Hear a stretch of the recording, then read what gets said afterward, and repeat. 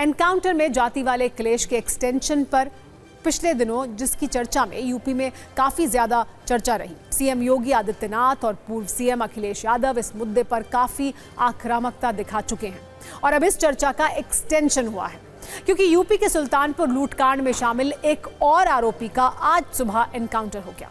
इस आरोपी का नाम अनुज सिंह है। अनुज सिंह से पहले इस लूट में शामिल रहे मंगेश यादव का एनकाउंटर हुआ था, जिसके बाद यूपी सरकार पर जाति देखकर एनकाउंटर करने का आरोप लगा था। विपक्ष ने दावा किया था कि मंगेश यादव का सिर्फ इसलिए एनकाउंटर हुआ क्योंकि वो यादव था। अब जब राजपूत जाति के आरोपी अनुज सिंह का एनकाउंटर हुआ तो सत्ता पक्ष ने विपक्ष से खासकर अखिलेश यादव से सवाल पूछा है कि क्या अब भी यही कहेंगे यूपी में जाति देखकर एनकाउंटर होता है।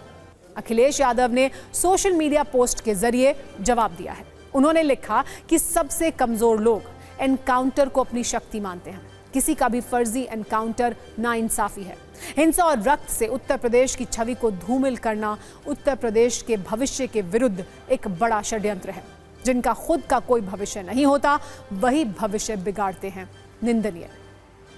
हालांकि अनुज सिंह के एनकाउंटर की निंदा के बाद भी अखिलेश यादव पर हमले कम नहीं हुए हैं। यूपी सरकार के अलग अलग मंत्री आंकड़ों के साथ अखिलेश यादव पर तीखे बयान कर रहे हैं। यूपी सरकार में मंत्री ओम प्रकाश राजभर ने कहा कि 67 मुसलमान, 20 ब्राह्मण, 18 ठाकुर, जाट और गुर्जर मारे गए। अखिलेश जी को ये देखना चाहिए। बीजेपी के प्रदेश अध्यक्ष भूपेंद्र चौधरी का कहना है कि अखिलेश यादव अपराधियों में भी जाति ढूंढते हैं। हमारी सरकार कानून के हिसाब से काम करती है। जबकि फैजाबाद के सांसद अवधेश प्रसाद का कहना है कि ये बाबा जी के राज में करिश्मा है कि दिन दहाड़े लूट, चोरी और डकैती होती है। नेताओं के ऐसे ही बयानों पर हमने सत्ता की एक छोटी सी रील भी तैयार की है, जिससे आप ये समझ पाएंगे कि अपराधियों के एनकाउंटर कैसे यूपी में वोटों को जाति वाला चुंबक से एकजुट कर सकते हैं और निर्णायक भी साबित हो सकते हैं।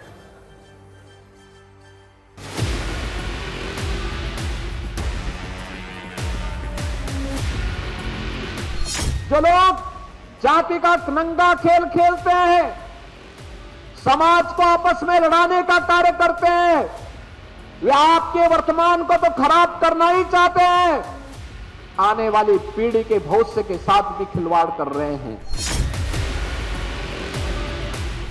जब सरकार पे ठाकुरवाद का आरोप लगे तो उसका उसी समय बड़ा ही कोइंसिडेंट है कि उसी समय उसका इनकाउंटर हो जाता है। उनके जितने भी इनकाउंटर ये इस केस में 2-3 हुए हैं, जो परिजन, परिस्थितियाँ और सारे जानकार लोगों के मुताबिक ये सब संदेहास्पद हैं। जातिवाद को मुद्दा बनाया है अखिलेश जी ने। अपराधियों की कोई जाति नहीं होती है। 67 मुसलमान अपराधी मारे गए, 20 ब्राह्मण, 18 ठाकुर, 17 जाट गुजर मारे गए, 24 अति पिछड़ा मारा गया और 26 अन्य इनकाउंटर में मारे गए, जो सब अपराधी प्रवृत्ति के। इनकाउंटर करना ही अपने आप में एक हत्या है। अगर इनकाउंटर होता है तब बात अलग है, इनकाउंटर किया जाता है तब बात बिल्कुल वो हत्या जैसी है। 5 के 5 करोड़ रुपए का सामान बरामद होना चाहिए, तब ये माना जाएगा कि आप कोई असली काम कर रहे हैं, वरना ये माना जाएगा आप सिर्फ गुड वर्क और सरकार के दबाव में इन सारे कामों को कर रहे हैं। ये एजेंसियां हैं, उनकी सरकारों में एजेंसियां संरक्षण प्राप्त हैं, हमारी सरकार में सजा देने के लिए अवसर प्राप्त है।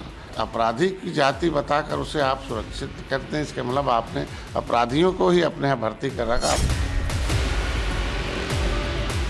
बाबा जी का राज का करिश्मा है कि दिन दहाड़े ज्वेलर के घर में डकैती पड़ रही है, कानून का राज खत्म हो गया है, जंगल का राज पैदा हो गया है। ये सरकार पूरी तरह फेल है। अपराधियों में भी जाति ढूंढते हैं। जो दोषी हैं, जो अपराधी हैं, जिन्होंने अनैतिक काम में जिनकी संलिप्तता है, सबके खिलाफ कार्रवाई की जाएगी। वैसे यूपी में सुल्तानपुर लूटकांड के एनकाउंटर की बैलेंस शीट देखें तो इसमें डकैती डालने वाले गैंग में 14 अपराधी थे। इनमें से 11 अपराधियों की या तो गिरफ्तारी हो चुकी है या फिर एनकाउंटर हो गया है। यूपी एसटीएफ ने मंगेश यादव और अनुज प्रताप सिंह को एनकाउंटर में मारा है। इनके अलावा अब तक 3 अपराधी फरार हैं, जिनकी गिरफ्तारी के लिए पुलिस की अलग अलग टीमें काम कर रही हैं। एनकाउंटर के मामले में अक्सर सवाल उठता है कि क्या वो वाकई में एनकाउंटर था या फिर कुछ और। गृह मंत्रालय के मुताबिक 2017 से 2022 के बीच पिछले 5 सालों में देश में 655 एनकाउंटर हुए। सबसे ज्यादा 191 एनकाउंटर छत्तीसगढ़ में हुए। दूसरे नंबर पर उत्तर प्रदेश है, जहां 5 साल में 117 एनकाउंटर हुए। बड़े राज्यों में देखें तो राजस्थान और मध्य प्रदेश ऐसे राज्य हैं जहां एनकाउंटर में मौत के मामले बेहद कम हैं। राजस्थान में 8, मध्य प्रदेश में 13 और पंजाब में 6 मामले सामने आए हैं।